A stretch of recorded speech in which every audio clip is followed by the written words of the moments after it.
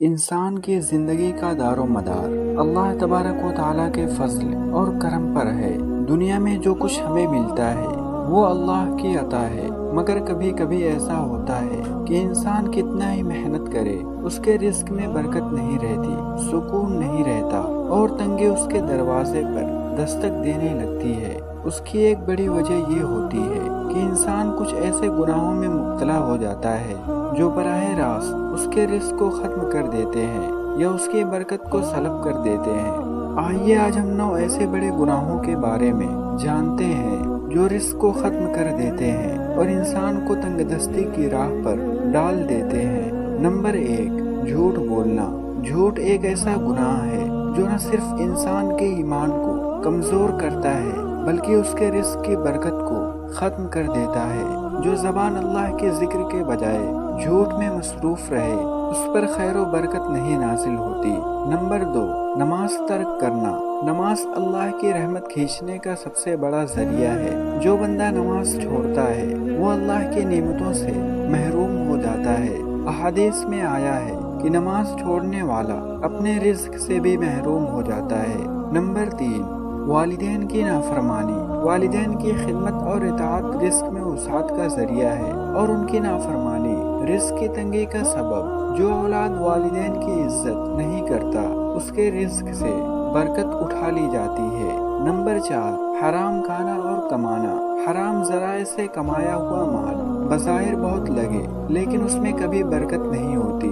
رشوت، سود، دھوکہ دہی اور حرام کاموں کے ذریعے کمایا ہوا مال انسان کو ذلیل بھی کرتا ہے اور رزق کو برباد بھی کر دیتا ہے۔ نمبر 5، سود کھانا۔ سود ایسا گناہ ہے جسے اللہ اور اس کے رسول علیہ السلام کے ساتھ اعلان جنگ قرار دیا گیا ہے۔ جو بندہ سود میں مبتلا ہو جاتا ہے اس کے رزق سے برکت اٹھا لی جاتی ہے اور وہ ہمیشہ قرضوں اور مشکلات میں پھنسا رہتا ہے۔ نمبر 6، رزق میں ناشکری کرنا۔ اللہ کی نعمتوں کا شکر ادا کرنا رزق میں اضافے کا سبب ہے۔ جو بندہ ناشکری کرتا ہے اور ہمیشہ شکوہ اور شکایت کرتا ہے اس کا رزق گھٹ جاتا ہے اور برکت ختم ہو جاتی ہے۔ نمبر 7، زنا اور بدکاری۔ زنا ایسا گناہ ہے جو انسان کی عزت، خاندان اور رزق سب کچھ برباد کر دیتا ہے۔ زانی پر اللہ کی رحمتیں نازل نہیں ہوتی اور اس کی زندگی میں برکت ختم ہو جاتی ہے۔ نمبر 8، ظلم اور ناانصافی۔ جو انسان دوسروں پر ظلم کرتا ہے یا ان کا حق مارتا ہے ان کے لیے رزق میں برکت نہیں رہتی۔